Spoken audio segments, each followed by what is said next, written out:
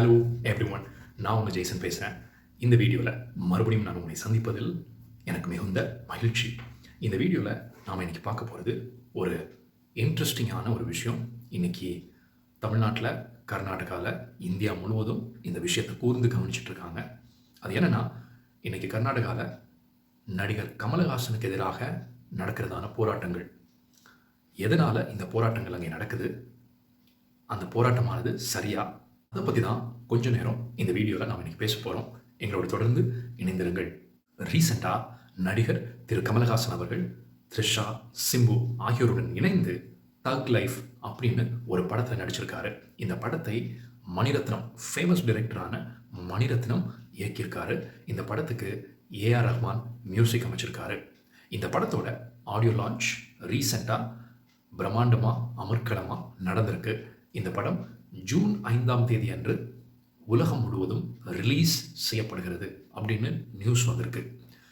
அதை முன்னிட்டு நடந்ததான இந்த ஆடியோ லான்ச்சில் திரு கமலஹாசன் அவர்கள் பேசியதான ஒரு சில பேச்சுக்கள், மொழிகள் பற்றிய கருத்துக்கள் சர்ச்சையாகி இன்னைக்கு அது கர்நாடகாவில் போராட்டமாக வெடித்திருக்கிறது. ஸோ அந்த ஆடியோ லான்ச்சில் கமலஹாசன் அப்படி என்ன பேசினார், நாம் அதை தான் இந்த வீடியோவில் நம்ம பார்க்க போகிறோம். ஸோ அந்த ஆடியோ லான்ச்சில் கர்நாடகாவில் இருக்கிறதான மிகப்பெரிய ஸ்டார் நடிகராக இருக்கிற திரு சிவா ராஜ்குமார் அவர்கள் இந்த ஆடியோ லான்ச்சில் கலந்து கொண்டிருந்தார். ஸோ அவரை பார்த்து திரு கமலஹாசன் அவர்கள் பேசுகையில், அந்த ஊரில் குடியிருக்கும் என்னுடைய குடும்பத்தை சார்ந்தவர் தான் திரு சிவா ராஜ்குமார் அவர்கள். அவரும் இங்கே வந்திருக்கிறார். அதனால்தான் அவர் இந்த லான்ச்சுக்கு, இந்த விழாவிற்கு வந்திருக்கிறார். நம்முடைய பாஷையிலிருந்து பிறந்தது தான் உங்களுடைய பாஷை அப்படின்னு, தமிழிலிருந்து பிறந்தது தான் கன்னடம் அப்படின்னு மொழியை பற்றி ஒரு ஸ்டேட்மெண்ட்டை கமல் சொல்ல போய் இன்னைக்கு வாண்டடாக போயிட்டு வம்பில் மாட்டியிருக்காரு திரு கமலஹாசன் அவர்கள். ஸோ இந்த வார்த்தையை, இந்த ஸ்டேட்மெண்ட்டை அடிப்படையாக வச்சு பல கன்னட அமைப்புகள் கர்நாடகத்தில் இன்னைக்கு போராட்டங்களை ஏறெடுத்திருக்கிறார்கள். பல இடங்களில் இந்த தக் லைஃப் படத்திற்காக அமைக்கப்பட்டிருந்த பிரம்மாண்ட பேனர்கள், நிறைய பேனர்ஸ் எல்லாமே இன்னைக்கு கிழிக்கப்பட்டிருக்குது. கர்நாடக மக்களிடம் பகிரங்கமாக மன்னிப்பு கேட்கலன்னா இந்த படத்தை கர்நாடகாவில் தடை செய்வோம் அப்படின்னும் அங்கே இருக்கிறதான கலாச்சாரத்துறை அமைச்சரானவர் மிரட்டல் விடுத்திருக்காங்க. நிறைய அரசியல் அமைப்புகளும் கலாச்சார அமைப்புகளும் கமலஹாசனுக்கு எதிராக போர்க்கொடி தூக்கி போராட்டங்களை அறிவித்திருக்கின்றன. இந்த படத்தை கர்நாடகாவில் ஓட விடமாட்டோம் என்று பகிரங்க மிரட்டலும் விடுத்திருக்கிறார்கள். ஸோ இதை கேள்விப்பட்ட கமலஹாசன் அவர்கள் மன்னிப்பெல்லாம் இது வரைக்கும் கேட்கல.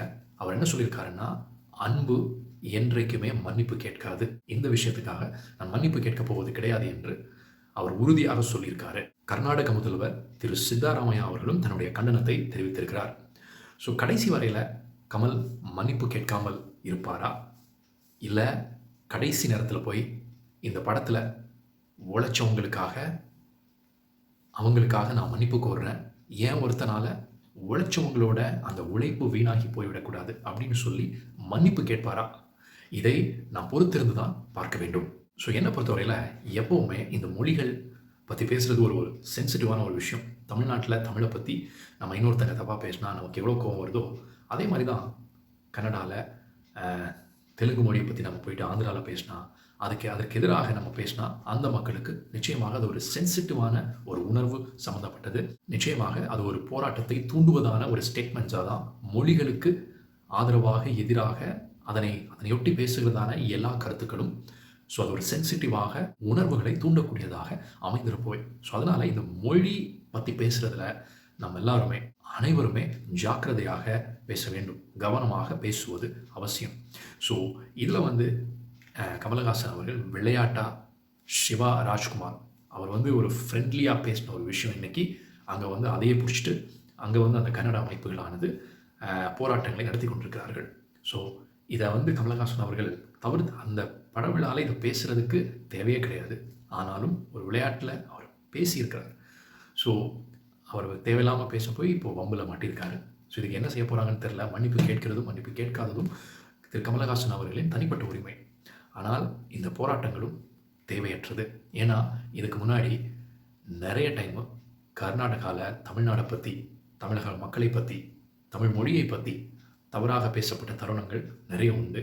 ஸோ அதையெல்லாம் நாம் பிடிச்சிட்டு அங்கே கன்னட படங்கள் எல்லாம் நம்ம தமிழ்நாட்டில் ரிலீஸ் பண்ண விட மாட்டோம் அப்படின்னு நம்ம சொன்னோன்னா ஒரு படமும் இங்கே ரிலீஸ் பண்ண முடியாது. ஸோ அந்த அளவுக்கு நம்ம மொழியை பற்றி, நம்ம தமிழ்நாட்டை பற்றி அங்கே கேவலமாக பேசியிருக்காங்க அப்படின்னு சொல்கிறேன். ஸோ அதனால் இங்கே வந்து கமலஹாசன் ஒன்றும் கேவலமாக எதுவும் பேசியதில்ல. ஜஸ்ட்டு தமிழ் மொழியிலிருந்து பிறந்த மொழி தான் கன்னடம் அப்படின்னு பேசினனால அந்த உணர்வின் அடிப்படையில் வந்ததான ஒரு ஸ்டேட்மெண்ட்டே தவிர அவர் தப்பாக எதுவும் பேசலை. ஸோ இதை வந்து அந்த கன்னட அமைப்புகள், கர்நாடகா கவர்மெண்ட் இக்னோர் பண்ணிடலாம் இந்த ஸ்டேட்மெண்ட்டை. ஸோ மன்னிப்புங்கிறதெல்லாம் ஒரு பெரிய ஒரு விஷயந்தான். அது பெருந்தன்மையாக கமலஹாசன் செய்கிறார் என்றால் அது அவருடைய பெருந்தன்மையை காட்டுகிறது.